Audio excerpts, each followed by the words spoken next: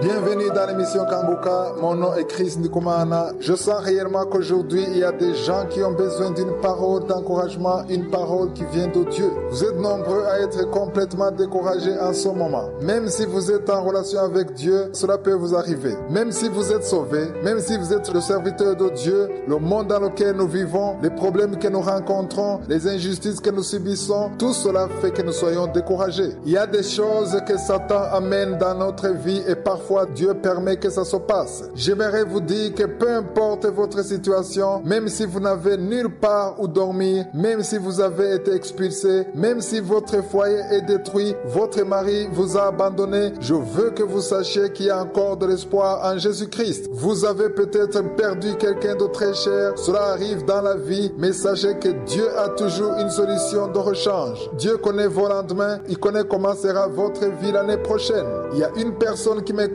en ce moment, vous êtes en train de dire que vous n'avez aucune chance dans la vie, que rien ne marche, que tout ce que vous faites ne réussit jamais. Sachez que c'est un mensonge du diable. Vous avez été créé à l'image de Dieu. Jésus-Christ est mort pour vous à la croix. Je veux que vous sachiez que je suis à pour vous de bons projets. J'aimerais lire aujourd'hui pour vous 2 versets bibliques. Je m'adresse à vous qui n'avez plus envie de prier. Votre cœur est plein d'amertume. Vous ne ressentez que de l'injustice dans votre cœur. Vous êtes arrivé au point où vous détestez le monde. Prenez ces versets comme les vôtres. Faites de cette parole votre vie. Priez conformément à cette parole afin qu'elle devienne vie en vous. Vous devez comprendre que l'Esprit de Dieu vous aide à travers cette parole. Votre vie pourra être transformée. Aujourd'hui même, votre vie peut être transformée. Lisons dans 2 Thessaloniciens chapitre 2 versets 16 à 17. Il est écrit que notre Seigneur Jésus-Christ lui-même est Dieu notre Père qui nous a aimés et qui nous a donné par sa grâce une consolation éternelle et une bonne espérance. Il y a une bonne espérance pour vous. Pourquoi cela? Parce que Jésus-Christ lui-même et Dieu le Père vous a aimé, vous qui êtes dans la désolation, vous qui n'avez nulle part où aller, vous qui voulez vous suicider, ne le faites pas. Satan vous ment. C'est un mensonge du diable. Même si tous ceux qui sont autour de vous vous disent qu'ils ne vous aiment pas, Jésus-Christ lui-même et Dieu le Père vous aiment et il vous aime beaucoup. Ils ont pour vous une bonne espérance. Peut-être que vous traversez une nuit, vous êtes en pleine obscurité, mais le jour viendra certainement. Vous ne savez pas comment sera votre lendemain ou le mois prochain. Vous pouvez vous dire que tout est fini. Moi-même, je suis déjà arrivé à un point où je croyais que tout était fini, mais lorsque j'ai commencé à lire ce genre de paroles, ma foi a été fortifiée. Peut-être vous avez l'impression que tout est fini, mais un jour, vous rendrez grâce à Dieu pour tout ce qu'il aura fait pour vous. Le verset 17 dit que Jésus-Christ et Dieu le Père consolent vos cœurs. Jésus-Christ et Dieu le Père veulent consoler votre cœur. Et le verset continue en disant qu'il vous affermisse en toute bonne œuvre. Si vous voulez tout abandonner, il veut vous fortifier pour que vous puissiez continuer à faire votre travail ou ce que vous faisiez avant, à prêcher la bonne nouvelle du salut.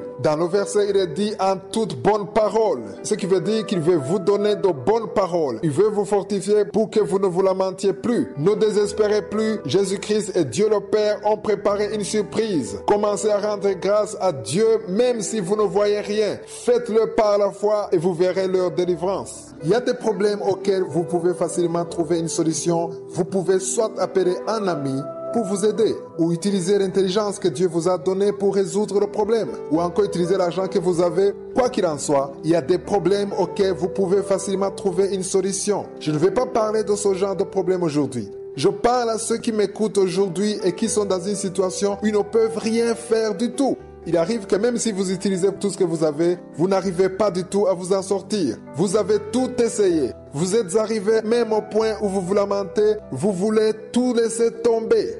Les gens qui sont arrivés à ce niveau ne peuvent plus prier. C'est vrai, vous pouvez continuer à aller à l'église le dimanche, mais votre relation avec Dieu est éteinte. Vous ne voulez même plus écouter la parole de Dieu. Votre cœur est devenu très amer. Vous avez l'impression que Dieu vous a laissé tomber. J'aimerais vous montrer la meilleure façon de vous rapprocher de Dieu si vous êtes dans une telle situation.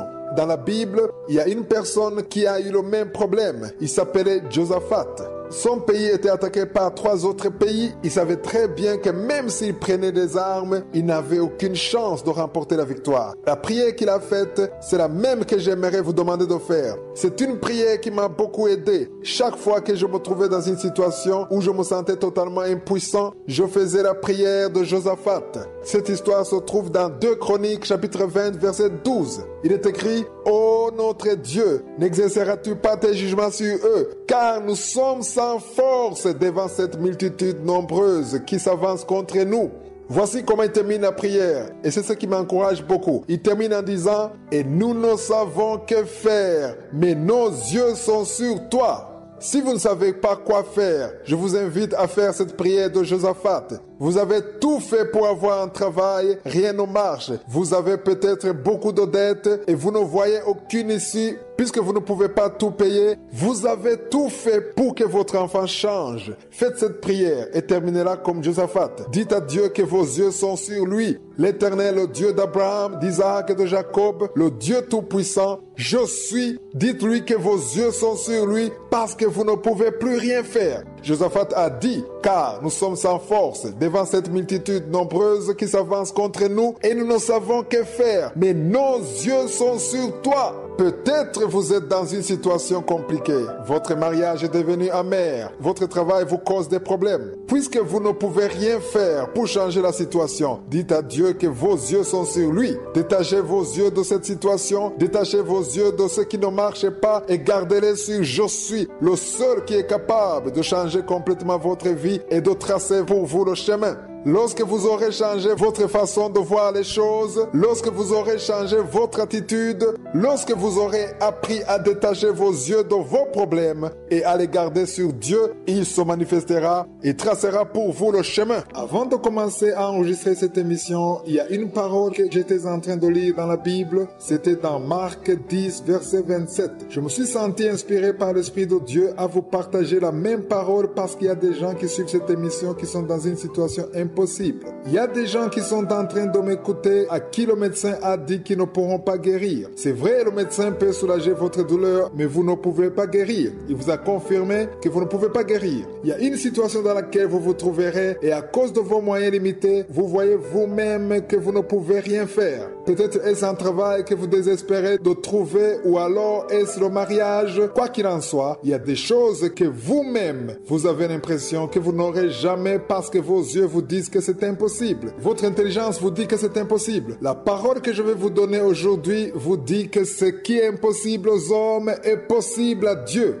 Vous qui êtes dans une situation impossible, même si le médecin vous a dit que vous ne pouvez pas guérir, même si vous vous trouvez devant des dettes que vous êtes incapable de rembourser, je suis vous dit que c'est possible. Cessez d'écouter les voix des démons, cessez d'écouter les voix des hommes, cessez d'écouter les voix de tous ceux qui vous découragent. Écoutez plutôt la voix de Dieu qui vous dit que c'est possible. Au verset 27 de Marc 10, c'est-à-dire Marc 10, verset 27, Jésus dit « Cela est impossible aux hommes, mais non à Dieu, car tout est possible à Dieu. 4 mois avant mon mariage, je ne voyais pas du tout comment cela se passerait car je n'avais pas les moyens pour payer toute la cérémonie. Ensuite, j'ai eu un songe. J'ai vu un ange me dire que toutes mes dépenses étaient déjà réglées. Dieu m'a assuré que je ne prendrai aucune dette pour le mariage. Cela s'est passé comme Dieu me l'avait dit. Je n'ai pris aucune dette car Dieu m'avait assuré que c'était possible que je me marie sans m'endetter. Frères et sœurs, ce que vous considérez comme impossible est possible devant Dieu. Vous pouvez avoir l'impression que personne ne vous aime. Tout est bloqué. Vous ne savez même pas comment vous allez vivre. Vous ne voyez pas comment sera votre avenir. Vous ne voyez rien du tout. Mais Dieu vous dit que ce qui est impossible aux hommes est possible à lui. Il ne vous demande rien d'autre que d'avoir foi en lui. Lui-même tracera pour vous le chemin. Il vous montrera le chemin. Il vous connectera à la personne qu'il faut et au moment qu'il faut. Peut-être les gens vous disent qu'à votre âge, vous ne pouvez plus avoir de mari. Tout le monde vous dit que c'est impossible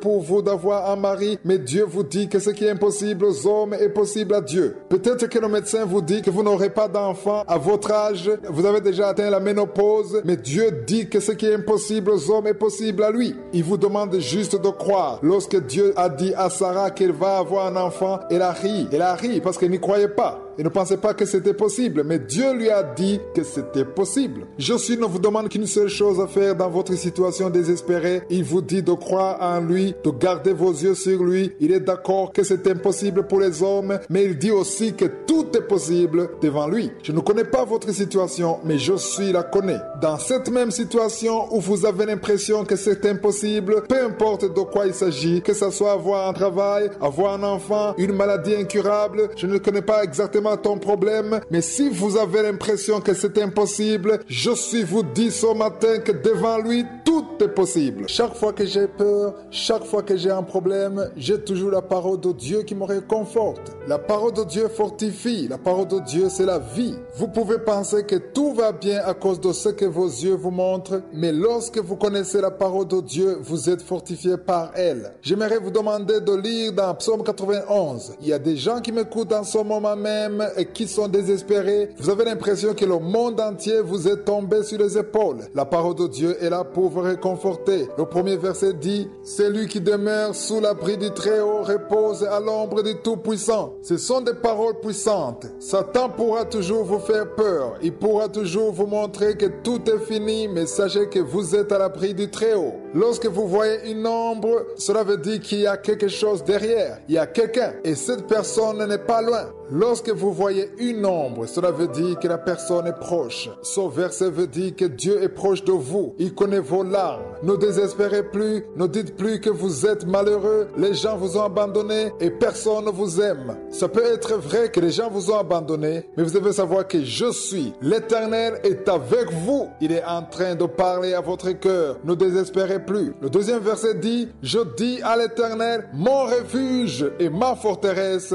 mon Dieu en qui je me confie. » La forteresse vous protège contre les flèches de l'ennemi. Lorsque vous avez confiance en l'Éternel, tout ce que Satan fait ne sert à rien car Dieu est votre forteresse. Je vous invite à croire dès aujourd'hui que Dieu est avec vous. Si vous croyez en lui, si vous croyez qu'il est capable de vous délivrer, si vous croyez qu'il est capable de changer votre enfant, votre mari, votre femme, la situation dans laquelle vous êtes, si vous croyez qu'il est capable de payer vos dettes, si vous croyez qu'il est capable de vous faire sortir de cette pauvreté, de cette humiliation, il ne vous demande qu'une seule chose à faire. Dites-lui ceci, mon refuge et ma forteresse, mon Dieu en qui je me confie. J'ai une question à vous poser. En qui vous confiez-vous? Peut-être vous vous confiez à une personne comme vous, à quelqu'un de votre famille, à votre oncle, votre tante, votre société, votre entreprise, votre patron, mais la parole de Dieu vous dit aujourd'hui que l'Éternel est celui en qui vous devez vous confier et il ne vous décevra jamais. Ne désespérez plus, ne vous lamentez plus, ne dites plus qu'il n'y a plus d'espoir. Frères et sœurs, il y a encore de l'espoir car Dieu est avec vous. Peut-être vous voyez l'ombre. Cette ombre veut dire que Dieu est avec vous. Lorsque vous voyez l'ombre d'une personne, cela veut dire que la personne est avec vous. Pourquoi est-ce qu'on parle de l'ombre ici? Parce que même si vous ne le voyez pas, même si vous ne pouvez pas le toucher, vous avez la foi que Dieu est avec vous. Comment vous rendrez-vous compte que vous avez foi en Dieu? C'est lorsque vous aurez changé d'attitude et de langage. Ne dites plus de mauvaises paroles, des paroles de désespoir. Ne vous lamentez plus. Dites au contraire des paroles pleines de vie. Confessez la victoire sur votre vie. Dites que Dieu est sur son trône. Jésus est au contrôle et il a la réponse à votre problème. Vous avez une montagne devant vous, une montagne de dettes, une montagne de maladie. Une maladie peut devenir une montagne et vous avez l'impression que vous ne pouvez même pas vous en sortir. Les médecins peuvent vous avoir dit que c'est fini, vous n'avez qu'à attendre la mort.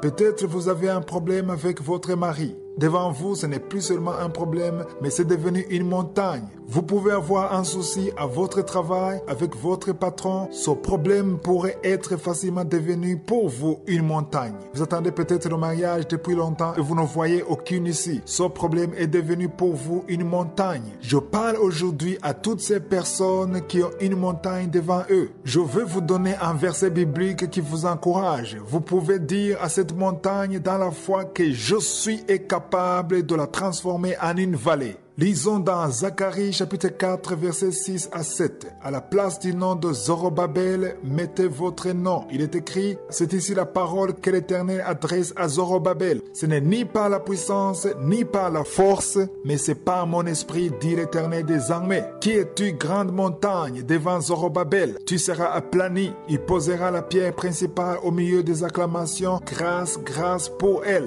Que cette parole vous réconforte, vous qui êtes devant une montagne. La parole de je suis peut transformer cette montagne en vallée. Même là où il n'y avait pas de chemin, vous pouvez retrouver le chemin. Tout ce qui est mort, je suis est capable de le ressusciter. Il faut juste que vous ayez la foi, changez votre attitude, ne désespérez plus, ne marchez plus comme une personne qui est dans le deuil. Il y a des gens qui, lorsqu'ils ont des problèmes, tout le monde le remarque. Vous devez changer votre façon d'agir, changer votre attitude, ne soyez plus triste. Dites que je suis et sur le trône. Si on vous demande comment vous allez, dites toujours que je suis et au contrôle. Il y aura toujours des gens qui vous demanderont comment vous allez. Dites toujours que je suis et sur son trône de gloire. Son heure venue, il répondra. Dites toujours qu'au temps de Dieu, j'aurai son travail, j'aurai cet enfant, j'aurai son mari, je serai guéri. Commencez à parler comme un vaillant. Ne voyez plus cette montagne devant vous, mais voyez la parole de Dieu. Je suis dit, qui es-tu, grande montagne devant Zorobabel? Tu seras aplani. Il posera la pierre principale au milieu des acclamations. Grâce, grâce pour elle. L'esprit de je suis est capable de déraciner cette montagne qui est devant vous. Peu importe le temps que vous avez passé dans le chômage, peu importe ce que les gens disent de vous, peu importe l'aspect qu'a votre situation où tout semble s'arrêter, peu importe la vie du médecin, je suis est capable de parler à cette montagne et de la transformer en vallée. Tout ce qu'il vous demande, c'est de confesser de bonnes paroles. Ne vous lamentez plus, rendez grâce à Dieu, vous verrez la main de Dieu. Je parle à tous ceux qui sont dans la confusion. Vous avez eu des promesses de la part de Dieu, vous avez entendu ce que Dieu promet à ses enfants, ou alors vous avez eu un songe sur votre vie, mais vous êtes arrivé au point où, à cause des tempêtes de la vie, vous vous demandez si réellement Dieu a parlé sur votre vie. Il y a des fois où vous vous demandez si réellement Dieu est capable ou bien si ce ne sont que des mensonges. Des fois, vous vous demandez pourquoi il guérit les uns et pas les autres. Vous vous demandez pourquoi il secourt les uns et pas les autres. Vous devez savoir une chose très importante. Dieu ne ment pas. Ce qu'il a dit, il le fera certainement. Nous avons déjà lu dans Ésaïe 41:10 où il est écrit « Ne crains rien car je suis avec toi, ne promène pas des regards inquiets car je suis ton Dieu, je te fortifie, je viens à ton secours, je te soutiens de ma droite triomphante. » Vous pouvez douter malgré que vous connaissez cette vérité et que vous avez déjà lu ce verset. Si vous êtes dans la confusion, si vous êtes en train de perdre votre foi à cause de ce que vous êtes en train de traverser, vous êtes dans une situation où votre vie est devenue un véritable enfer, ne perdez pas votre foi à cause des problèmes de votre foyer. Il y a une personne qui m'écoute en ce moment qui a des problèmes dans son foyer, des problèmes concernant son mari et ses enfants. J'aimerais vous dire que Dieu n'est pas un homme pour mentir. Il vous dit que vous n'avez rien à craindre car il est avec vous. Il se soucie de vous. Laissez-moi vous donner un verset qui se trouve dans Nombre 23, verset 19. Il est écrit « Dieu n'est pas un homme pour mentir, ni un fils d'homme pour se repentir. Ce qu'il a dit, ne le fera-t-il pas? Ce qu'il a déclaré, ne l'exécutera-t-il pas ?» Les gens pourront toujours vous mentir. Il y a des gens qui vous promettent des choses qu'ils ne feront jamais, mais ce que Dieu a dit dans sa parole, il le fera. Dieu ne peut pas se retourner dans ce qu'il a dit. Ce qu'il promet, il accomplit. La question qu'il vous pose, vous qui êtes dans la confusion, si Dieu l'a promis, ne peut-il pas l'accomplir? Qu'est-ce qui l'empêcherait de faire ce qu'il a promis? Ce qu'il a dit, ne le fera-t-il pas? Ce qu'il a déclaré, ne l'exécutera-t-il pas? C'est une question qui vous pose, vous qui commencez à douter sur ses promesses. Dieu a pour vous de bons projets. Dans Jérémie 29, verset 11, il dit « Car je connais les projets que j'ai formés sur vous, dit l'Éternel, projets de paix et non de malheur, afin de vous donner un avenir et de l'espérance. » Ne doutez plus sur les promesses de Dieu.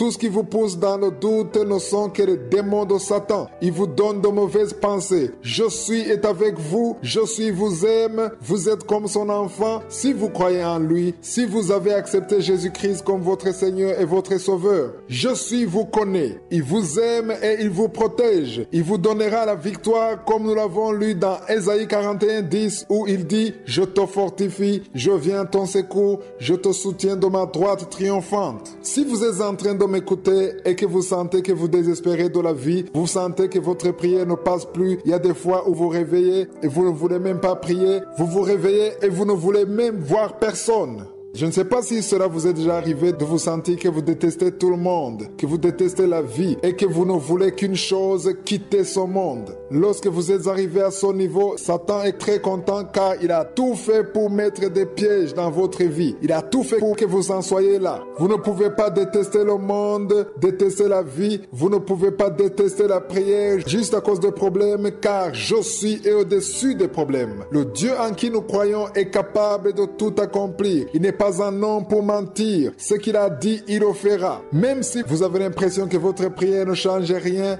c'est comme si vous parlez dans le vide. Sachez que Dieu a des oreilles et il entend. Je veux aujourd'hui encourager toutes les personnes qui se sentent découragées, toutes les personnes qui viennent de passer plusieurs années dans le chômage. Vous n'arrivez pas à trouver du travail. Je parle à tous ceux qui attendent depuis longtemps le mariage, un enfant, la guérison. J'aimerais vous dire que Dieu n'est pas incapable de vous guérir. Il en est bien capable. Il est capable de vous donner un mari. Il est capable de vous donner du travail. Il est capable de vous secourir. Il est capable de parler une seule fois et sa parole change n'importe quelle situation. Je vous invite donc à élever Dieu. Mettez-le au-dessus de vos problèmes. Ne mettez plus vos problèmes au-dessus de Dieu. Dites qu'il est capable. Ce qui est impossible aux hommes lui est possible, car il ne dit qu'une seule parole et tout s'accomplit parce qu'il n'est pas un homme pour mentir. Si Satan essaie encore de vous mentir en vous donnant de mauvaises pensées, dites-lui que le Dieu en qui vous croyez, je suis, n'est pas un homme pour mentir. C'est vrai, vous pouvez être toujours au même endroit de l'extérieur, mais fouille de l'intérieur. Il y a des gens qui sont en train de m'écouter, qui ont peur. Ils vivent dans la peur de la mort. Il y a peut-être des gens qui sont derrière vous et qui veulent vous faire du mal. D'autres ont peur de la mort à cause d'une maladie qu'ils ont. Le médecin vous a dit qu'il ne reste plus beaucoup de temps. Il y a d'autres qui ne veulent plus répondre au téléphone par peur des gens à qui ils ont emprunté de l'argent. Vous avez peut-être un crédit à la banque et ils vous menacent de vous prendre votre maison, de vous prendre tout ce que vous avez. J'ai une parole pour vous réconforter, une parole qui se trouve dans Psaume 91, versets 4 à 5. Le verset 4 dit « Il te couvrira de ses plumes et tu trouveras un refuge sous ses ailes. Sa fidélité est un bouclier et une cuirasse. » Au verset 5 dit « Tu ne craindras ni les terreurs de la nuit, ni la flèche qui vole le jour. » N'ayez plus peur. Je suis là pour vous une parole, puisqu'il a dit qu'il te couvrira de ses plumes. Je ne sais pas si vous avez déjà vu une poule qui a des poussins. D'habitude, quand vous vous approchez d'une poule qui n'a pas de poussins, elle vous fuit. Mais si vous vous approchez d'une poule qui a des poussins, elle ne bouge pas, elle couvre ses plumes. Et parfois, elle peut même vous attaquer. De la même façon que la poule couvre ses poussins de ses plumes, la parole de Dieu vient de nous dire que Dieu nous couvrira de ses plumes pour nous protéger contre tout danger. Dans le passage, il est écrit que tu trouveras un refuge sous ses ailes. Lorsqu'un poussin est sous les ailes de sa mère, il ne craint rien du tout parce qu'il sait que sa mère va le protéger. Même si vous avez beaucoup d'appels, les gens continuent à vous appeler, même s'ils continuent de vous menacer, n'ayez plus peur parce que Dieu vous couvre de ses plumes. Sa fidélité est un bouclier et une cuirasse. Le bouclier vous protège contre toutes les attaques de l'ennemi, toutes les flèches enflammées de Satan. Je ne sais pas si vous le comprenez. Lorsque vous avez foi en je suis, il vous protège. Il ne veut pas vous abandonner car il est fidèle. Chaque fois que vous aurez l'impression que vous êtes seul, sachez que c'est le diable qui vous fait peur. Dieu ne peut pas vous abandonner. Tout le monde peut vous abandonner, mais lui ne vous abandonnera jamais. Dites-lui que vous croyez qu'il ne vous abandonnera jamais. Le 5e verset dit, tu ne craindras ni les terreurs de la nuit, ni les flèches qui volent de jour. Demandez à Dieu de vous venir en aide. C'est vrai, vous avez peut-être commis plusieurs erreurs dans le passé, mais allez devant Dieu. Demandez-lui de vous vous secourir, de vous donner la force, de vous donner l'intelligence, mais surtout repentez-vous de vos péchés,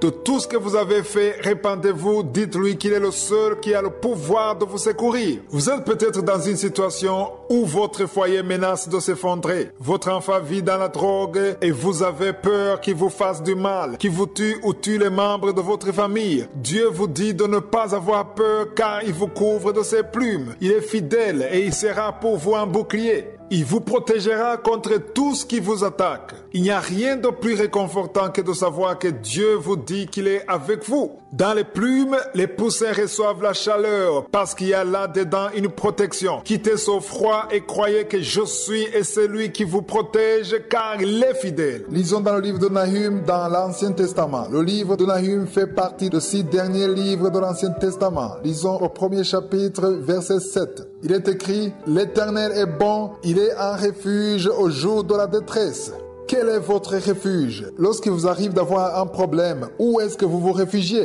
Il y a des gens qui sont en train de m'écouter, qui ont des problèmes dans leur foyer, à leur travail, dans leur pays. Vous êtes arrivés au point où vous voulez fuir. J'ai juste une question. Où allez-vous fuir? Le verset 7 dit expressément qu'il n'y a aucun autre refuge. Je suis et c'est lui qui vous connaît. C'est lui qui vous a créé et c'est lui qui a la clé pour toutes les portes qui sont fermées. C'est lui qui a la solution à votre problème, peu importe la nature du problème. Le verset continue en disant, il connaît ceux qui se confient en lui. Si vous vous confiez en l'Éternel, sachez qu'il vous connaît. Si vous ne vous confiez pas en lui, alors vous vous confiez ailleurs. Peut-être dans des choses qui détruisent votre corps, dans l'alcool, dans les bars, dans les boîtes de nuit, dans la fornication, dans l'adultère. Vous êtes en train de fuir dans le mauvais côté car tout cela va vous tuer. Confiez-vous en l'Éternel. Il se pourrait que vous vous confiez en quelqu'un comme vous. Vous voulez quelqu'un à qui parler, qui vous écoute, mais vous devez parler à je suis. Parlez-lui de votre problème. Agenouillez-vous et appelez-le. Il vous entend. Son oreille n'est pas trop dure pour entendre. Ce problème paraît grand à vos yeux, mais il est très petit aux yeux de Dieu.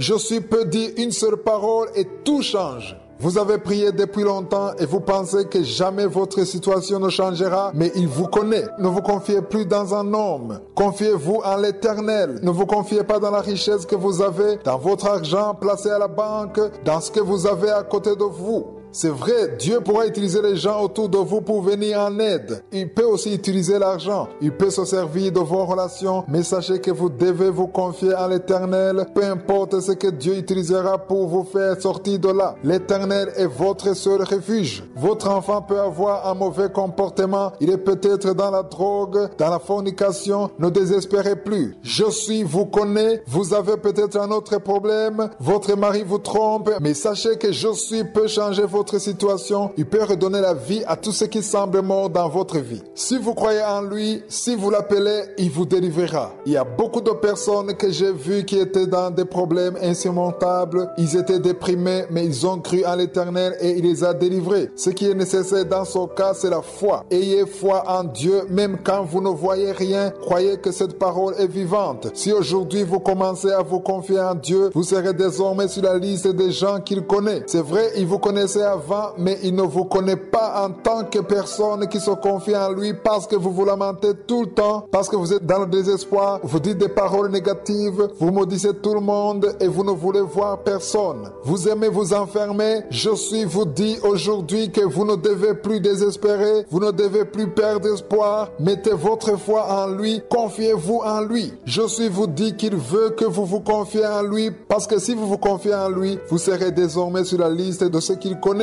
Un jour, vous verrez la porte s'ouvrir. Il vous délivrera parce que personne n'a jamais été déçu par je suis. Vous pouvez ne pas avoir la réponse que vous attendiez, ou bien avoir ce que vous espériez, ou alors vous ne pouvez pas l'avoir au moment que vous le vouliez. Mais je peux vous promettre que je suis ne peut pas ne pas répondre à une personne qui croit en lui, qui attend la réponse en rendant grâce et en évitant de se lamenter. Une personne qui fait de je suis son refuge et qui garde ses yeux sur lui. Faites de je suis votre refuge dans vos problèmes, dans votre détresse, et lui, il ne vous décevra jamais. Il vous visitera et vous délivrera. Il y en a qui m'écoutent, qui veulent abandonner leur foi. Il y en a d'autres qui ont déjà tout abandonné. Ils écoutent juste l'émission, mais le cœur n'y est pas. Ils sont retournés dans une vie pécheresse. Ils ont déjà perdu espoir. En ce moment même, vous sentez que votre cœur va exploser, mais j'aimerais vous dire qu'il y a toujours une solution en Jésus-Christ. Il y a juste un verset biblique que j'aimerais qu'on lise, un verset qui peut complètement changer votre vie. Lisez dans Psaume 55, verset 23 ou verset 22 selon votre version. Le verset commence en disant « Remets ton sort à l'Éternel. Votre fardeau est trop lourd pour vous. Personne ne peut vous le décharger, mais Dieu vous demande de vous décharger sur lui. Pourquoi porteriez-vous votre fardeau alors que Dieu veut le porter pour vous? Qu'il s'agisse d'un problème qui concerne votre enfant, votre mari, votre travail, votre cœur ou votre maladie, confiez-vous à Je suis. Le verset continue en disant « Et il te soutiendra, il ne laissera jamais chanceler le juste. » C'est ce genre de paroles que vous avez besoin d'entendre. N'écoutez plus le rapport du médecin qui dit qu'il ne vous reste que 5 jours à vivre, 2 mois à vivre. N'écoutez plus les appels que vous recevez, des appels qui vous découragent et qui vous disent que tout est fini. Jésus vous soutiendra, il vous fortifiera, il prendra soin de vous, il ne laissera jamais chanceler le juste. Si vous croyez en Dieu, sachez que Dieu ne vous laissera jamais chanceler, il ne vous laissera jamais tomber. Vous êtes en train de vous affaiblir à cause des tempêtes de la vie, à cause des soucis que vous avez en ce moment. Vous voulez tout abandonner, vous êtes épuisé, vous voulez vous enfouir dans la drogue, dans l'alcool, mais je vous invite à ne plus écouter les voix du diable. Dieu vous demande de lui confier votre fardeau. Les mains de Je suis sont ouvertes. Il vous demande juste d'apporter votre problème devant lui. Placez votre confiance en lui. Si vous avez l'impression qu'il n'y a pas de solution à votre problème, vous n'avez qu'à le dire à Dieu. Si vous croyez que vous ne pouvez pas avoir ce travail, apportez ce fardeau à Dieu. Si vous avez l'impression que ce mariage ne viendra pas, apportez ce fardeau à Je suis. Si vous commencez à croire que vous ne pouvez plus avoir d'enfants, apportez tout cela à Je suis. Il est capable. Si vous doutez qu'un jour votre mari changera, venez à Je suis et faites-lui connaître tout votre fardeau. Si vous croyez que votre femme est devenue insupportable, n'hésitez pas à apporter ce fardeau devant Je suis. Tout ce qui ne va pas dans votre vie, toutes ces personnes qui vous menacent, vous pensez que vous ne pouvez pas payer votre dette, la banque vous menace, apportez votre problème à Dieu, confiez votre fardeau à Je suis et lui vous soutiendra, il sera avec vous, il combattra pour vous, il tracera pour vous le chemin, il vous donnera la sagesse qu'il faut, il vous donnera des gens qui vous aideront, il le fera d'une manière que vous-même vous ne comprendrez pas. Peut-être vous ne voyez rien en ce moment. Vous ne voyez rien ni devant vous, ni derrière vous. Les gens commencent à vous fuir, mais il y a celui qui ne vous fuira pas. Il s'appelle Je suis. Il veut que vous lui apportiez vos fardeaux. Il veut que vous vous agenouillez devant lui. Dites-lui ce qui ne va pas seulement pour pleurer devant lui, mais dites-lui aussi que vous croyez qu'il peut faire quelque chose pour vous. Si vous avez mal, si vous êtes triste, n'ayez pas peur de le dire. Il n'y a aucun mal à dire cela, mais ne restez pas là. Dites-lui aussi que vous croyez qu'il est capable de tracer pour vous le chemin. Dites-lui que vous vous attendez à ce qu'il fasse ce que vous ne pouvez pas faire de vous-même. Vous avez peut-être tout essayé. Il y a des gens qui sont en train de m'écouter, qui ont tout essayé. Vous avez passé beaucoup de temps dans la prière. Des fois, vous abandonnez la prière. D'autres fois, vous continuez. Vous devez savoir que Je suis avec vous. Il veut vous aider. Il ne veut pas vous voir chanceler ou vous affaiblir. Si vous êtes en train de vous affaiblir, sa main vient sur vous maintenant. Si vous gardez vos yeux sur lui et si vous les détachez de votre problème, si vous croyez que lui seul peut vous secourir, il fera ce que vous ne pouvez pas faire. Je ne peux pas vous dire ce qu'il fera, mais tout ce qu'il vous demande, c'est de garder vos espoirs sur lui, garder vos yeux sur lui. Il répondra à votre appel et vous secourra certainement. Vous êtes arrivé à un point où vous n'avez plus d'espoir, vous ne voyez ni votre avenir, ni votre présent. Vous avez prié, vous avez supplié Dieu, vous avez même jeûné, mais rien ne marche. Vous êtes arrivé à un point où vous sentez la mort juste près de vous. Vous avez l'impression que tout va s'arrêter. Si vous avez un travail, vous vous sentez menacé par le chômage. Si vous êtes malade, vous avez l'impression que vous êtes en train de vivre vos derniers jours. Vous êtes dans une situation où vous sentez que là où vous êtes, d'un moment à l'autre, ceux qui vous cherchent pour vous faire du mal risquent de vous trouver. Il y a une parole que Je suis à préparer pour vous aujourd'hui. C'est une parole qui peut vous réconforter et élever votre foi. Cette parole va vous montrer la vraie image de je suis, parce que si vous avez des problèmes et que vous avez peur, vous devez savoir que la peur vient de Satan. Je le répète, la peur vient de Satan. La peur est l'opposé de la foi. Lorsque vous croyez en Dieu, vous pouvez dépasser ce que vous voyez. C'est comme une montagne devant vous. Vous pouvez élever votre regard et ne voir que je suis. Lisons dans Psaume 23, verset 4. J'aime beaucoup ce psaume, c'est David qui l'a écrit. Il était berger, ce qui veut dire qu'il savait l'importance de veiller sur les brebis et il se considérait aussi comme une brebis de je suis. Je vous invite tous à faire de même. Si vous croyez en Dieu, si vous avez accepté Jésus-Christ dans votre vie, sachez que vous êtes une brebis de je suis. Dans Psaume 23, verset 4, le verset commence en disant « Quand je marche dans la vallée de l'ombre de la mort ». Vous pouvez ne pas être dans la vallée de l'ombre de la mort en ce qui concerne votre vie, mais votre travail est peut-être menacé, votre mariage est peut-être dans l'ombre de la mort. Il y a des choses dans votre vie qui ne vont pas bien. Votre vie est peut-être aussi menacée, mais la parole de Dieu dit « Je ne crains aucun mal, car tu es avec moi ». Frères et sœurs qui avaient peur, vous qui êtes dans le désespoir, je suis est avec vous. Cette vérité à elle seule devrait vous réconforter, savoir que je suis est avec vous. Même si vous avez beaucoup de dettes, même si personne ne se soucie de vous, même si tout le monde vous ignore, je suis est avec vous. Que le diable ne vous trompe plus en vous disant que vous êtes seul. Vous n'êtes pas du tout seul. Répondez-lui s'il essaie de vous montrer encore. Dites-lui que je suis avec vous. Même si vous avez faim, même si vous ne savez pas comment vous allez nourrir vos enfants, je suis avec vous. Il est capable de vous secourir. Il tracera pour vous un chemin là où vous ne voyez pas de chemin. Le verset se termine ainsi. Ta houlette et ton bâton me rassurent. Le berger utilise le bâton quand il veut chasser les animaux qui veulent attaquer les brebis. La houlette n'est pas faite pour frapper, mais pour amener les brebis qui s'égarent, pour les redresser. Dieu utilise les deux pour son troupeau. Lorsque vous gardez vos yeux sur je suis, il prend son bâton et il frappe tous les esprits mauvais qui veulent vous faire du mal. Il y a des esprits mauvais qui sont en train de vous combattre. Ils veulent vous garder dans une vie de péché. Ils veulent vous garder dans un esprit d'abattement. Ils veulent vous voir vous suicider. Il y a une personne qui m'écoute et qui veut se suicider. Ne cédez pas à ces pensées qui vous poussent à vous suicider, parce que la houlette de je suis est avec vous et il vous ramènera sur le bon chemin. L'ombre de la mort que vous voyez n'est pas la mort, c'est juste son ombre et il vous trompe. Il n'y a aucune mort. Satan veut vous tromper.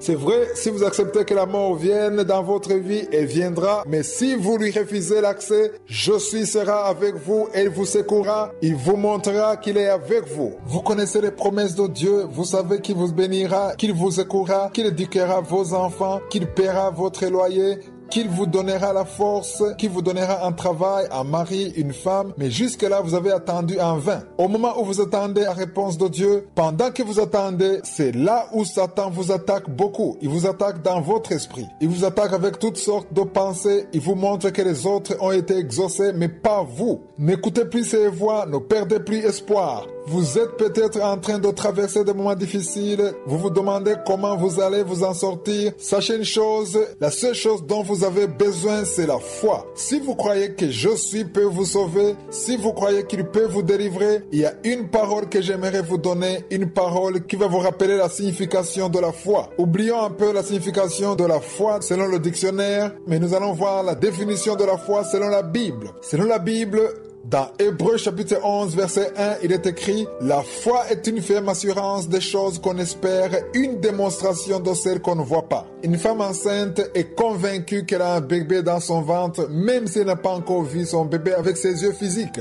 Si le médecin lui a dit que le test est positif, elle croit à la parole du médecin. Sur base de cet exemple d'une femme enceinte qui est convaincue à cause de la parole du médecin, allons voir maintenant dans la parole de Dieu. Dieu vous dit qu'il connaît les projets qu'il a formés sur vous, des projets de paix et non de malheur. Dieu dit dans Matthieu 6 qu'il nourrit les oiseaux du ciel. S'il le fait pour les oiseaux, alors il peut aussi le faire pour vous et plus encore, car vous avez plus de valeur que les oiseaux. Tout ce qu'il vous a donné, tout ce qu'il vous demande, c'est de croire qu'il peut venir et vous sauver. Dans Romains 8, 25, il est écrit « Mais si nous espérons ce que nous ne voyons pas, nous l'attendons avec persévérance. Persévérer veut dire continuer à croire malgré tout. Frères et sœurs, vous qui êtes aujourd'hui fatigués, qui avez perdu espoir parce que dans votre mariage rien ne va, reprenez courage. Il y a une personne qui m'écoute en ce moment qui est seule. Vous sentez la solitude, votre mari vous a abandonné, il est allé avec une autre femme, sachez que Dieu est fidèle. Il y a une autre personne qui m'écoute en ce moment qui a des enfants, tes enfants se comportent mal, les uns sont dans la fornication, les autres dans la drogue. Je connais tes enfants, il sait tout ce dont Dieu a besoin. Vous qui avez beaucoup de dettes, je suis capable de payer vos dettes. Vous qui n'avez pas de travail, je suis le maître de tout. Il peut vous donner du travail à n'importe quel moment. Tout ce qu'il vous demande, c'est de croire ce que vous ne voyez pas encore et lui rendre grâce. Écoutez sa voix, il vous dirigera, il peut vous indiquer quoi faire. Croyez seulement que ce n'est pas un homme qui vous secourra, mais que c'est je suis qui viendra à votre secours. Dans tous vos problèmes, même si personne ne vous comprend, même si vous avez l'impression que tout le monde est injuste, vous avez l'impression que tout s'est arrêté, vous avez juste besoin de faire une seule chose. Croyez, commencez à croire ce que vous ne voyez pas, persévérez, n'abandonnez pas, ne vous lamentez plus, ne dites plus de mauvaises paroles. Une personne réveillée ne dit pas n'importe quoi et ne dit pas qu'il n'a pas de chance. Sachez que je suis vous connaît, je suis vous aime, il a pour vous de bons projets. Vous ne les connaissez pas encore, mais ces projets existent. Croyez-le parce que nous le lisons dans la parole de Dieu. Le diable ne veut pas que vous entendiez cela. Il ne veut pas que vos oreilles entendent ce genre de message. Il veut que vous croyiez seulement en sa voix. Une voix qui vous dit que vous n'avez pas de chance. Il veut que vous viviez dans le péché. Peu importe le temps que vous avez attendu,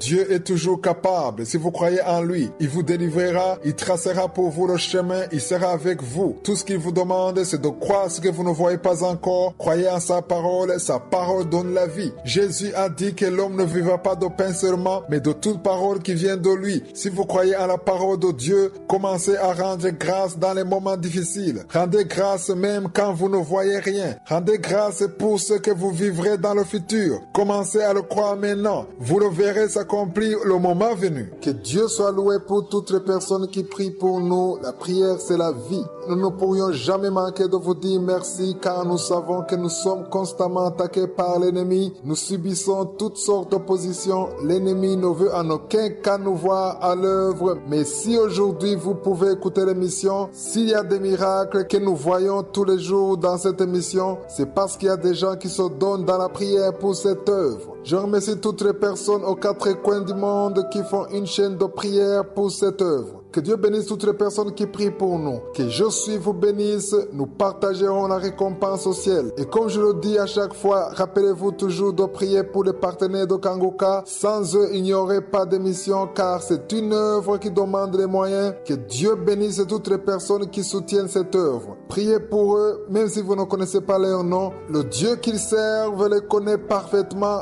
Il les permettra de toujours soutenir son œuvre. Comme tous les lundis, je vais encore une fois parler de la devise de Kangoka. Ce sont 3 points que nous avons décidé d'appliquer dans nos vies. Premièrement, accepter la volonté de Dieu, même si elle est différente de la nôtre. Deuxièmement, prier tous les jours. Troisièmement, il est absolument interdit de se lamenter. Nous devons toujours rendre grâce à Dieu. Aujourd'hui, nous allons parler sur le 3e point. Il est absolument interdit de se lamenter, mais souvent on se lamente lorsqu'on est dans une mauvaise situation, lorsque tout va mal. Vous pouvez vivre une situation qui vous pousse naturellement dans les lamentations. Les gens peuvent être contre vous à tel point que vous vous sentez abandonné. Aujourd'hui, j'aimerais qu'on se réfère sur ce qui est arrivé au roi David. Nous allons lire dans 1 Samuel 30, verset 6. Si vous lisez tout le chapitre, vous verrez que le roi David était sorti avec ses hommes hors de la ville. Quand il est revenu, il n'y avait plus personne. La ville avait été brûlée. Ils avaient pris leurs femmes et leurs enfants. Tout le monde s'est mis à pleurer.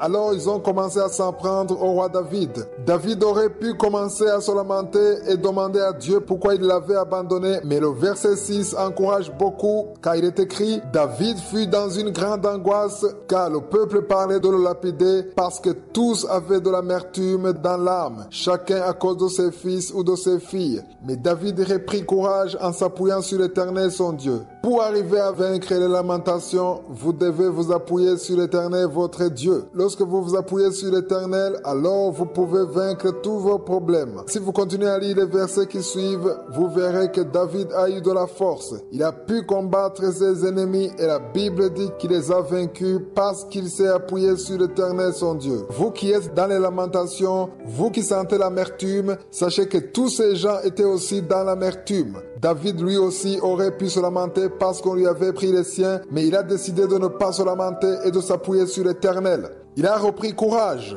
Reprenez courage, vous aussi. Appuyez-vous sur l'Éternel. Ne dites plus les paroles de lamentation parce que les lamentations donnent de la force à Satan. Confessez des paroles de vie car croire en Dieu donne de la force et vous aurez la victoire. Vous vous en sortirez parce que vous vous êtes appuyé sur l'Éternel. 3 points que nous avons décidé d'appliquer dans nos vies. Premièrement, accepter la volonté de Dieu même si elle est différente de la nôtre. Deuxièmement, prier tous les jours. Troisièmement, il est absolument interdit de se lamenter. Nous devons toujours rendre grâce à Dieu. Aujourd'hui, je vais parler du deuxième point, prier tous les jours. Beaucoup de personnes ne savent pas pourquoi nous devons prier tous les jours. Ils se disent qu'on prie lorsque tout va bien ou alors lorsque tout va mal. La prière ne doit pas seulement être une habitude, mais je veux qu'on arrive à un stade où la prière devient notre vie. De la même façon que vous ne pouvez pas vivre sans respirer, vous devez comprendre que vous ne pouvez pas vivre sans prier. Prier, c'est la vie. Une personne qui prie a toujours la victoire dans les problèmes qu'elle a. Elle s'en sort toujours. Même Satan ne peut rien faire contre une personne qui prie tous les jours. Je ne sais pas si vous l'avez bien saisi, Satan ne peut pas bloquer la vie de la personne qui prie tous les jours. Lorsque vous priez tous les jours, tous les plans de Satan sont détruits. Les pensées qui sont contre vous changent. Les murs qui vous bloquent sont détruits grâce à la prière.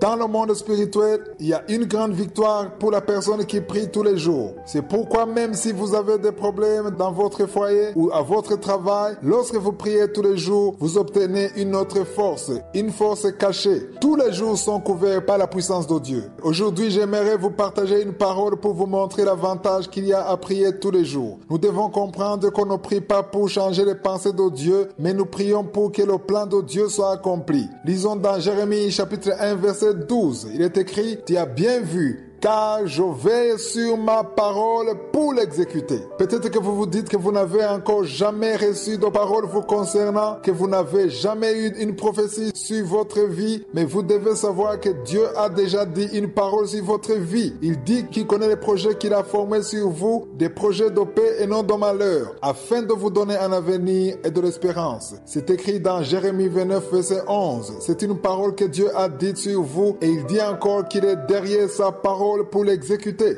Vous vivrez la réalité de cette parole lorsque vous prierez tous les jours. Il n'y a que la prière qui pourra rendre effective cette parole dans votre vie. Lorsque vous priez tous les jours, même si vous ne voyez rien, même si rien ne change, il y a des choses que Dieu a prévues dans votre vie, des choses visibles et des choses invisibles. Ce sont vos prières qui feront que les plans de Dieu s'accomplissent dans votre vie. Il y a beaucoup de choses qui ne s'accompliront jamais parce que vous ne priez pas. Une personne qui prie tous les jours ouvre la porte pour que Josué accomplisse tout ce qu'il a prévu dans sa vie avant que le ciel et la terre ne soient créés. Le jour où Dieu m'a donné la vision de Kangoka, il m'a aussi donné sa fondation et c'est un verset qui se trouve dans Psaume 37 verset 4. Beaucoup le connaissent, je vous le rappelle toujours pour que vous le gardiez dans votre esprit et dans vos pensées. Vous devez savoir sur quoi est bâtie cette mission, pourquoi nous sommes là aujourd'hui, comment nous pouvons faire tout ce que nous faisons jusqu'à aujourd'hui. Dans Psaume 37 verset 4, il est écrit « Fais de l'Éternel tes délices et il te donnera ce que ton cœur désire. »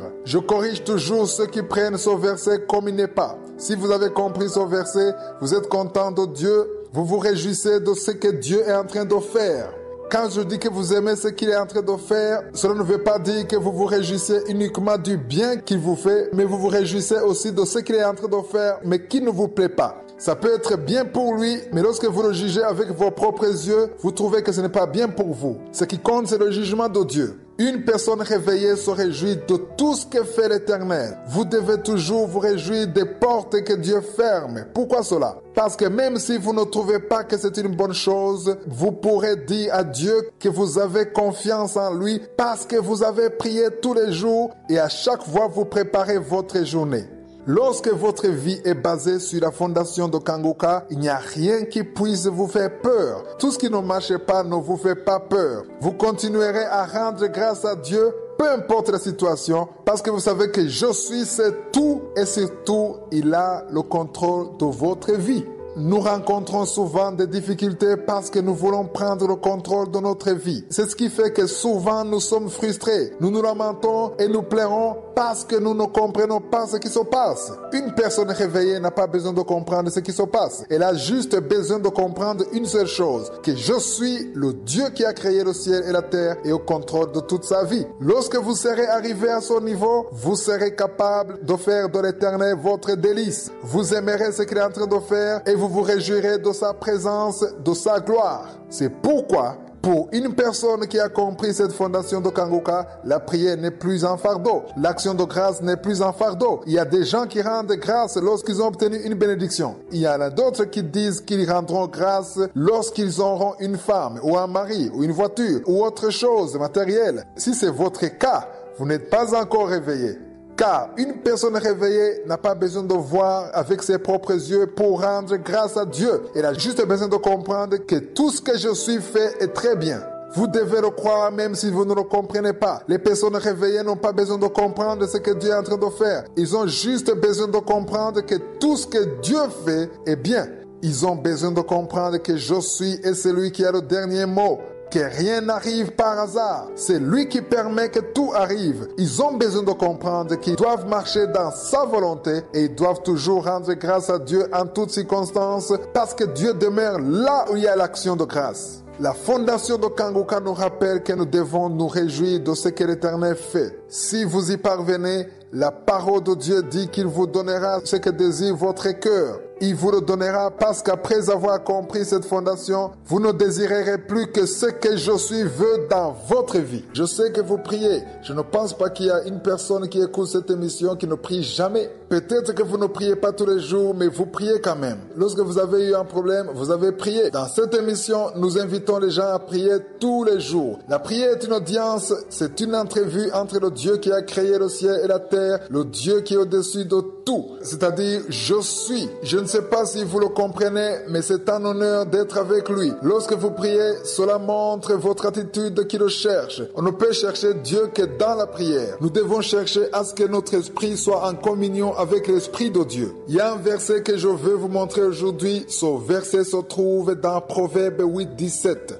Il est écrit, « J'aime ceux qui m'aiment et ceux qui me cherchent me trouvent. » Si vous voulez trouver Dieu, c'est-à-dire vous voulez que Dieu soit près de vous, vous devez prier tous les jours. C'est pourquoi je dis que vous devez prier avant de sortir de chez vous. Je l'ai déjà dit depuis que j'ai commencé à enseigner dans cette émission, je dis toujours que nous devons prier avant de sortir de chez nous. Si vous cherchez Dieu, vous le trouverez. Je veux encore une fois vous inviter à prier tous les jours. Il est impensable que vous pouvez passer toute la nuit sous la protection de Je suis et il vous permet de vous réveiller en bonne santé. Vous êtes capable de vous tenir sur vos pieds. Si vous faites tout ce que vous faites le matin sans parler à Je suis, cela montre la relation qui se trouve entre vous et lui. C'est lui qui prie tous les jours, a déjà compris qu'il doit parler à Dieu, qu'il doit renforcer la relation qu'il a avec Dieu. Je vais vous parler du premier point de la devise de Kanguka qui est d'accepter la volonté de Dieu même si elle est différente de la nôtre. Au verset 21, il est écrit « L'Éternel allait devant eux ». Dieu marchera avec vous lorsque vous serez sur le bon chemin. Même si ce n'est pas ce que vous voulez, il arrive que Dieu fasse les choses que nous ne voulons pas dans notre chair. Vous avez prié, vous avez demandé des choses à Dieu, mais il arrive que la volonté de Dieu soit différente de la vôtre. Des fois, c'est nous-mêmes qui marchons devant et nous laissons Dieu derrière nous. La parole de Dieu vient de nous dire que l'Éternel allait devant eux. Laissez Dieu marcher devant vous. Vous pouvez lui dire ce que vous voulez, mais préparez-vous à le suivre là où il veut vous amener. Préparez-vous à vous arrêter s'il s'arrête. Si vous lisez au verset 21, il est écrit « L'Éternel allait devant eux le jour dans une colonne de nuée pour les guider dans leur chemin et la nuit dans une colonne de feu pour les éclairer afin qu'ils marchassent jour et nuit. » Cela veut dire que Dieu était avec eux. Beaucoup disent que les gens suivaient Moïse, mais en réalité, les gens ne suivaient pas Moïse. Ils suivaient la nuée le jour et la colonne de feu pendant la nuit. C'est ce qui est écrit. On a lu qu'il est écrit afin qu'ils marchassent jour et nuit. Le verset 22 dit, la colonne de nuée ne se retirait point de devant le peuple pendant le jour, ni la colonne de feu pendant la nuit. Si vous retournez au verset 21, il est écrit, l'Éternel allait devant eux le jour dans une colonne de nuée pour les guider dans leur chemin et la nuit dans une colonne de feu pour les éclairer. Cela veut dire que Moïse ainsi que tout le peuple de Dieu, 1 million de personnes environ, y compris les femmes et les enfants, toutes ces personnes suivaient le chemin que Dieu avait préparé. Ils acceptaient la volonté de Dieu, ne discutaient pas, personne ne prenait la décision de prendre son propre chemin ou de rester à un même endroit alors que les autres étaient partis, parce qu'à chaque fois qu'ils avaient faim, Dieu les nourrissait avec de la manne. Ils avaient de l'eau du rocher pour boire, ils ne manquaient jamais de rien parce qu'ils suivaient la volonté de Dieu. Ils marchaient sur le chemin de Dieu, ils étaient conduits par Dieu. Apprenons donc à accepter la volonté de Dieu, même si elle est différente de la nôtre. Même si vous êtes dans le désert, dans un endroit aride, sans eau, dans des problèmes insurmontables, chaque fois que vous acceptez la volonté de Dieu, Dieu ne vous laissera jamais seul. Il sera toujours avec vous, il vous nourrira, il vous fortifiera, mais vous devez d'abord accepter sa volonté, même si elle est différente de la vôtre. Dieu est extrêmement touché lorsque vous avez la gratitude dans votre cœur.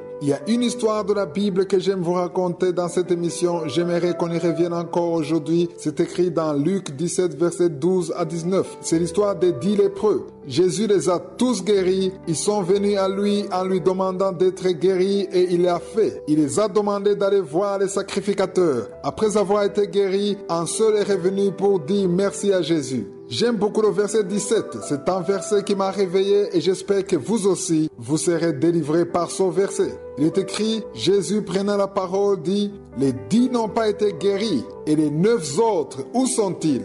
Je me suis rendu compte que nous, les enfants de Dieu, nous ne sommes pas très différents des 9 autres. Si vous considérez toutes les personnes qui sont bénies par Je suis, elles sont nombreuses. Vous tous qui m'écoutez, même si vous avez des problèmes en ce moment, il y a de bonnes choses que Je suis fait pour vous chaque jour.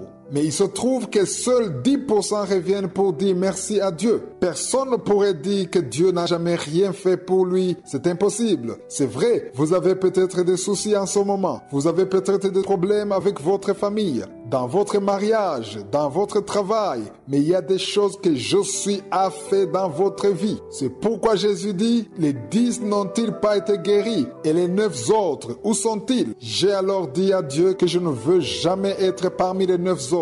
Une personne qui se lamente tout le temps, qui dit de mauvaises paroles tout le temps, qui dit des paroles de désespoir, des paroles de lamentation, cette personne est parmi les 9 autres. Si c'est ça votre vie, sachez que vous n'êtes pas parmi les 10% qui sont revenus dire merci à Jésus. Je veux que vous appreniez à revenir sur vos pas en disant merci à Dieu. Soyez parmi les 10%.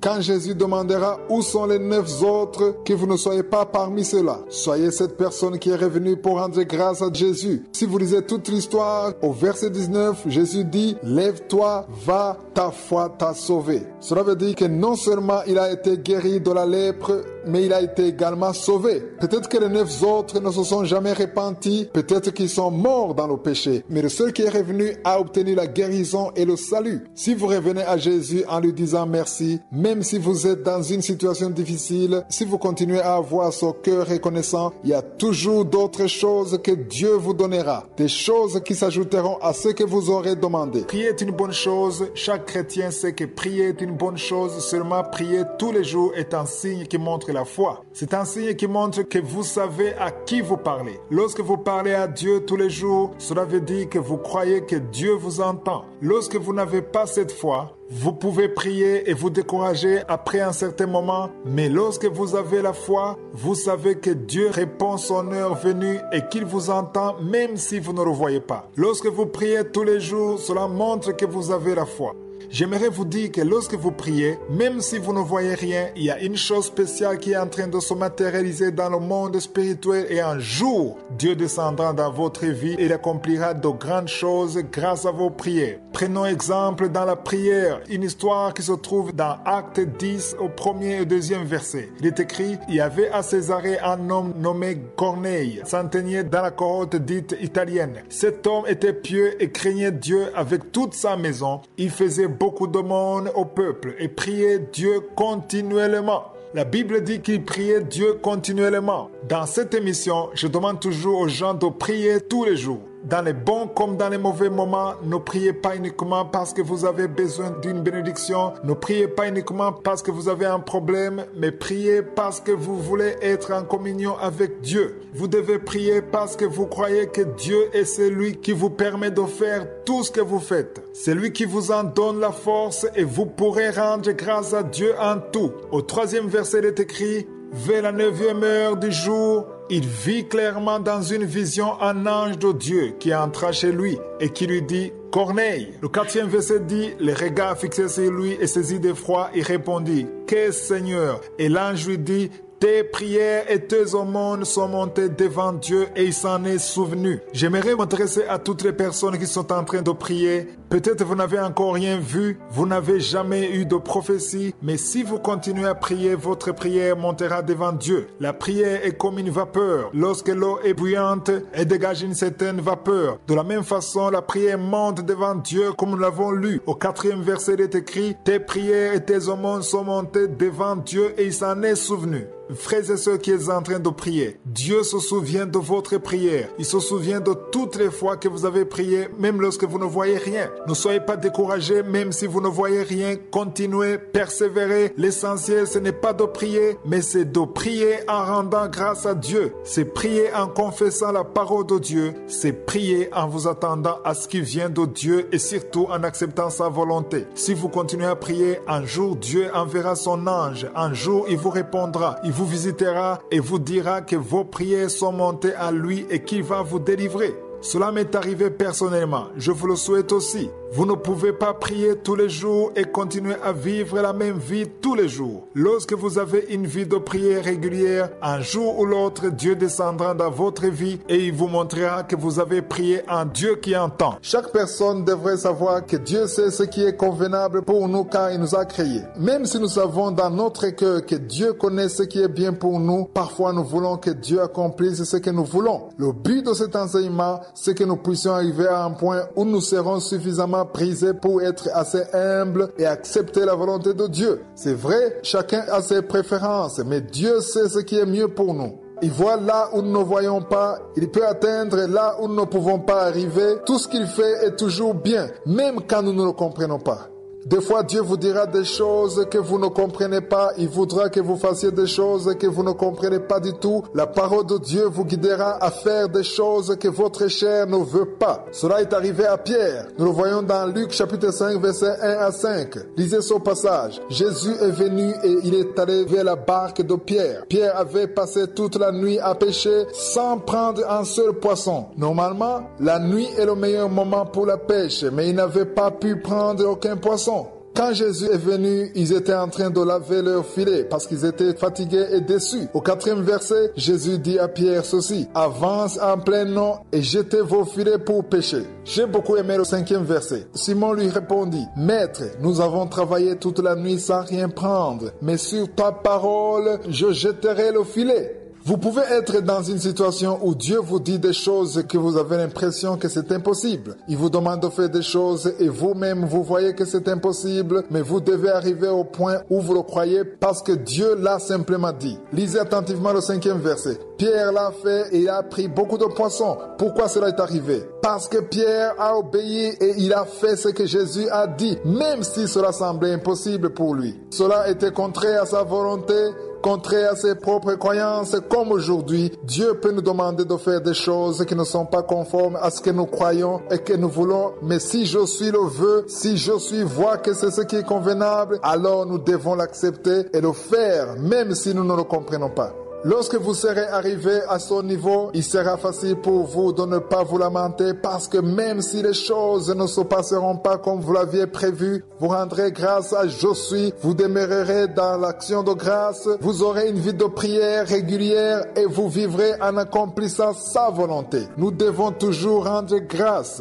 c'est ce qui est le plus difficile. En réalité, ce n'est pas si difficile que ça. L'essentiel, c'est de comprendre les principes de Dieu. Prenons exemple sur le passage qui se trouve dans Matthieu 14, versets 15 à 20. C'est une histoire que j'aime beaucoup et j'aime souvent y revenir. Jésus a fait un miracle en multipliant seulement 5 pains et 2 poissons. Plus de 5000 personnes ont mangé ce jour-là. Si vous lisez attentivement ce passage, vous verrez qu'il y avait beaucoup de personnes. Il est écrit, le soir étant venu, les disciples s'approchèrent de lui et dirent, ce lieu est désert et l'heure est déjà avancée, renvoie la foule afin qu'elle aille dans les villages pour s'acheter des vivres. Jésus leur répondit, ils n'ont pas besoin de s'en aller, donnez-leur vous-même à manger. Mais ils lui dirent, nous n'avons ici que 5 pains et 2 poissons. Et il dit, apportez-les-moi. Il fit asseoir la foule sur l'herbe, prit les 5 pains et les 2 poissons. Et levant les yeux vers le ciel, il rendit grâce. Puis il rompit les pains et les donna aux disciples qui les distribuaient à la foule. Tous mangèrent et furent rassasiés et l'on emporta 12 paniers pleins de morceaux qui restaient. Ce que vous devez apprendre de ce passage, c'est que vous devez apprendre à rendre grâce même dans le peu que vous avez. Vous êtes peut-être dans les lamentations à cause de votre travail ou de votre foyer. Les enfants deviennent de plus en plus difficiles. Tout ce qui ne va pas bien dans votre vie, je le compare à ces 5 pains et les 2 poissons. Vous êtes en train de vous rendre compte que ce n'est pas suffisant comme les disciples de Jésus l'ont dit à Jésus. Ils ont dit, nous n'avons ici que 5 pains et 2 poissons. Mais Jésus a demandé à ce qu'on les lui rapporte. Il a levé les yeux au ciel et a rendu grâce pour le peu qu'il avait. Une personne réveillée ne se lamente pas pour le peu qu'il a, elle rend plutôt grâce à Dieu pour ce peu parce que son cœur est reconnaissant. C'est ce qui lui permettra d'être béni et d'avoir bien plus que ça. Je l'ai moi-même déjà expérimenté. Il y a toujours quelqu'un qui aimerait avoir la chose pour laquelle tu te lamentes. Vous vous lamentez peut-être parce que votre enfant vous rend la vie dure, mais il y en a qui veulent juste avoir un enfant. Vous vous lamentez parce que vous n'avez pas assez comme salaire, mais il y en a qui n'ont pas de travail. Chaque chose qui fait que vous vous lamentez, sachez qu'il y a quelqu'un d'autre qui aimerait avoir la même chose. Changeons notre façon de voir les choses. Marchons selon la devise de Kanguka. Cessons de nous lamenter, mais rendons grâce à Dieu pour le peu que nous avons. Un cœur reconnaissant se fait remarquer dans peu de choses. Vous ne pouvez pas me dire que vous rendez grâce parce que vous avez beaucoup de choses. Commencez aujourd'hui à rendre grâce dans le peu que vous avez. C'est là où Dieu verra votre cœur reconnaissant et il multipliera ce que vous avez. Vous tous qui êtes en train de m'écouter, il y a 5 pains et 2 poissons que vous avez. Peut-être que vous n'avez pas de travail, mais vous avez la santé et vous avez des jambes qui marchent. Vous ne voyez peut-être pas, mais vous pouvez marcher et vous pouvez parler. Il y a des gens qui n'ont pas ce que vous avez. Laissez-moi vous dire que la première chose que je suis attend de vous, c'est que vous appreniez à rendre grâce dans le peu que vous avez. Prenez le temps de vous rendre compte de ce que Dieu a déjà fait dans votre vie. Vous avez peut-être besoin de prendre le temps pour écrire ce qu'il a déjà fait pour vous. Regardez en arrière, vous verrez ce que Dieu a déjà fait dans votre vie.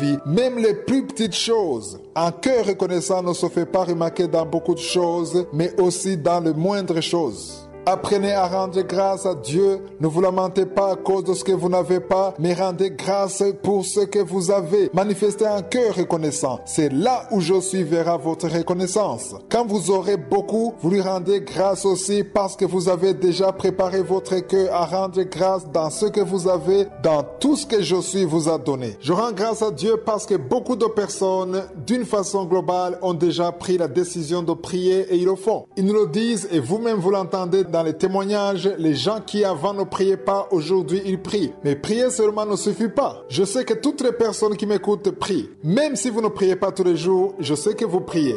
Dans cette émission, je recommande aux gens de prier tous les jours, pas quelquefois, mais tous les jours. Pourquoi cela? Parce que je connais les fruits de la prière, une prière de tous les jours. Si je n'avais pas eu une vie de prière de tous les jours, cette émission de Kanguka n'existerait pas. Je ne serais pas là où je suis aujourd'hui. J'ai remarqué que la prière de tous les jours a une grande efficacité. Il y a une puissance, une force qui se manifeste à travers une prière de tous les jours. Je ne vous le dirai jamais assez. Lorsque vous priez tous les jours, vous êtes visité par Je suis tous les jours. Vous êtes visité par le Saint-Esprit tous les jours. Il y a une puissance que vous tirez de la prière de tous les jours. La prière quotidienne est très très importante. Prier ne veut pas dire que vous allez devant Dieu pour lui raconter vos problèmes seulement, mais c'est une communion, une visitation. Lorsque vous priez, il y a une chose spéciale qui se passe dans le monde spirituel entre vous et votre Dieu, entre votre esprit et l'esprit de Dieu. Je vous encourage beaucoup à prier tous les jours. Il y a une parole que Jésus nous a donnée quand il voulait montrer pourquoi nous devons prier tous les jours. C'est dans Luc chapitre 18 verset 1. Il est écrit, Jésus leur adressa une parabole pour montrer qu'il faut toujours prier et nos poings sont relâchés. C'est une chose importante que vous devriez faire. Lisez ce passage attentivement après cette émission. C'est dans Luc chapitre 18. Lisez du 1er au 8e verset. Cette histoire m'a beaucoup encouragé dans la prière et m'a montré la puissance d'une prière quotidienne.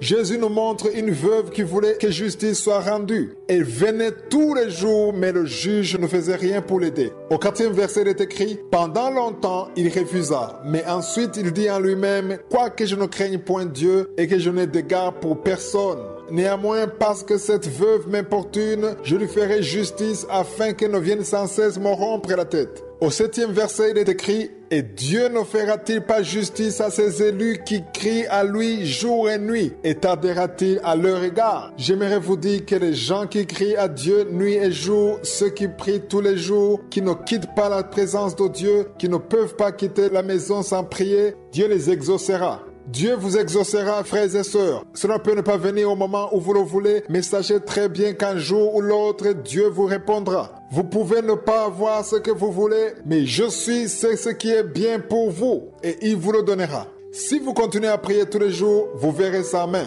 Cet exemple m'a beaucoup enseigné. Ce juge a rendu justice à la veuve afin qu'elle le laisse tranquille. Mais dans notre cas, notre Dieu ne peut pas juste nous répondre pour qu'on lui donne la paix, mais il souhaite nous exaucer. Il veut nous exaucer. Nous prions en demandant à un Dieu qui veut nous bénir, qui veut nous aider et nous secourir. Ce que j'ai appris, c'est que si ce juge l'a fait alors qu'il ne le voulait pas, juste parce que la veuve avait persévéré dans sa requête, s'il l'a fait, cela veut dire que nous aussi, si nous allons devant notre Dieu qui nous aime, il le fera avec grand plaisir, parce que c'est sa volonté de nous exaucer. Le verset 8 se termine en disant, « Mais quand le Fils de l'homme viendra, trouvera-t-il la foi sur la terre ?» C'est une très bonne question. Pour que vous puissiez prier tous les jours, vous devez avoir la foi. Vous devez être quelqu'un qui accepte ce qu'il ne voit pas. Vous devez être quelqu'un qui accepte d'attendre même si vous ne voyez rien. Vous devez surtout avoir la conviction que même si vous ne voyez rien, Dieu vous entend et vous bénira son heure venue. Vous allez devoir attendre même quand vous ne verrez rien. Lisons dans Actes 21, versets 10 à 13. Lisez attentivement ce passage, c'est l'histoire d'un prophète appelé Agabus. Il est écrit, « Quand nous étions là depuis plusieurs jours, un prophète nommé Agabus descendit de Judée et vint nous trouver. Il prit la ceinture de Paul, se lia les pieds et les mains et dit, « Voici ce que déclare l'Esprit de Dieu. L'homme à qui appartient cette ceinture, les Juifs le lieront de la même manière à Jérusalem et le livreront entre les mains des païens. » Quand nous entendîmes cela, nous et ceux de l'endroit, nous priâmes Paul de ne pas monter à Jérusalem. Pourquoi est-ce qu'il ne voulait pas qu'ils aillent à Jérusalem? Parce qu'ils craignaient que ce que le prophète Agabus avait dit pouvait s'accomplir. En d'autres mots, ils avaient pour lui de la compassion, mais une compassion qui empêcherait Paul de ne pas être dans le plan de Dieu, dans la volonté de Dieu. La volonté de Dieu pour Paul était pour qu'il aille à Jérusalem, même si c'était pour souffrir. Le verset 13 m'a beaucoup enseigné. Paul savait qu'il devait faire la volonté de Dieu, même si celle-ci était différente de la sienne. Il ne voulait pas être lié, personne ne voudrait souffrir, mais il avait déjà compris que Dieu voulait qu'il aille à Jérusalem pour accomplir son œuvre. C'est l'œuvre que Josué avait préparée depuis toujours avant que le ciel et la terre ne soient créés. Au verset 13, il est écrit, « Alors il répondit, « Que faites-vous en pleurant et en me brisant le cœur? Je suis prêt non seulement à être lié, mais encore à mourir à Jérusalem pour le nom du Seigneur Jésus. » C'est l'exemple parfait d'une personne qui a accepté la volonté de Dieu, même s'il voit que cela pourrait lui être fatal. Je ne suis pas en train de vous dire que vous allez être tué ou être lié, mais il y a peut-être un endroit que Dieu vous indique, mais que vous ne voulez pas parce que cela n'est pas conforme à ce que vous voulez. Ce n'est pas exactement ce que vous préférez. Ce qui est important pour vous, ce n'est pas comment vous vous sentez par rapport à la situation, mais ce qui compte, c'est d'abord considérer la volonté de Dieu. Vous devez accepter la volonté de Dieu, même si elle est différente de la vôtre. Lorsque vous marcherez dans la volonté de Dieu, même si elle est différente de la vôtre, Dieu sera satisfait, même si cela ne satisfait pas à votre chair. Apprenons à accepter la volonté de Dieu, ne redoutons pas les épreuves, ne craignons pas les pièges de Satan comme les apôtres étaient en train de dire à Paul de laisser tomber, mais Paul leur a dit qu'il acceptait même de mourir si c'était la volonté de Dieu. Apprenons à marcher dans la volonté de Dieu sans considérer ce que nous voulons, sans considérer nos propres désirs, mais en cherchant ce que Josué veut. Ce qu'il veut veut, c'est ce qui a plus de valeur pour nous plutôt que ce que nous voulons. Essayons toujours de privilégier le plan de je suis. Je ne sais pas si vous comprenez ce que c'est de ne pas se lamenter et de rendre grâce en tout. Lorsque vous commencez à vous lamenter, vous ne pouvez plus rendre grâce à Dieu. Les lamentations attirent votre attention sur la chose que vous n'aimez pas, une situation qui n'est pas comme vous la voulez. Dieu peut avoir entendu votre prière, il vous répondra à son heure venue. Mais puisque vous ne pouvez plus attendre le temps de Dieu, vous commencez alors à vous lamenter. Vous demandez à Dieu ce qui ne va pas, pourquoi c'est à vous que cela arrive. Arrêtez de dire toutes ces mauvaises choses. Le verset que j'aimerais qu'on lise, c'est dans Psaume 103, verset 2. J'aime beaucoup ce verset, j'y reviens souvent dans cette émission. Le verset commence en disant « Mon âme bénit l'Éternel ». Chaque fois que vous sentez que vous ne voulez pas bénir « Je suis », chaque fois que vous sentez que vous voulez vous lamenter, ne cédez pas. Autre chose que David dit à son cœur, il a dit quelque chose de très important que vous devrez aussi dire à votre cœur. Il a dit, n'oublie aucun de ses bienfaits. C'est David qui parlait à son cœur. Il a dit, n'oublie aucun de ses bienfaits. Il ne faut jamais oublier ce que Dieu a fait pour vous. C'est lui qui vous a donné ce téléphone. C'est lui qui vous permet d'écouter cette émission. Si vous avez un enfant, c'est lui qui vous a donné cet enfant. Si vous avez un mari, c'est lui qui vous l'a donné. Si un jour il vous a sauvé et vous a évité un accident, c'est lui qui l'a fait. Si vous êtes sur le chemin du ciel, c'est lui qui vous a donné le salut. Si vous dormez dans une maison, c'est lui qui vous a donné un endroit où dormir. Si vous avez demandé à quelqu'un de vous héberger, c'est lui qui vous a permis de connaître la personne qui vous héberge. Chaque chose que vous avez, c'est je suis qui vous l'a donné. C'est pourquoi David dit, n'oublie aucun de ses bienfaits. C'est peut-être des choses sans importance, mais une personne reconnaissante doit se souvenir même de petites choses. Une personne reconnaissante doit l'être même dans les moindres choses. Si vous êtes incapable de rendre grâce à Dieu pour les moindres choses, alors même dans les grandes, vous ne pourrez pas le faire. Si aujourd'hui la parole de Dieu vous demande de ne pas oublier ce que Dieu a fait dans votre vie, cela demande que vous preniez le temps de vous rappeler tout ce que Dieu a fait dans votre vie. Je me suis rendu compte que lorsque nous prions, il est plus facile pour nous d'oublier. Nous ne pouvons même pas dire ce que Dieu a fait dans notre vie. Nous allons devant Dieu, nous lui disons ce que nous voulons, nous parlons de ce qui ne marche pas dans notre vie. Il est plus facile pour vous de lui dire ce que vous aimeriez que votre mari fasse, votre enfant, ce que vous vouliez avoir de votre travail, dans votre vie, mais vous oubliez de dire merci pour ce que Dieu a déjà fait dans votre vie. Chaque fois que vous priez et que vous dites merci pour ce que Dieu a déjà fait dans votre vie, cela montre que vous vous rappelez de ce qu'il a déjà fait pour vous. Vous ne pourriez pas le dire si vous ne vous en rappeliez pas. Parlez à votre cœur. Dites à Dieu ce qui est dans votre tête, que cela sorte de votre bouche et rendez grâce à Dieu. Nous devons nous habituer à rendre grâce. C'est un exercice qu'on doit faire. En rendant grâce à Dieu, c'est là que je suis vous bénira encore plus. Un cœur reconnaissant attire la puissance de je suis.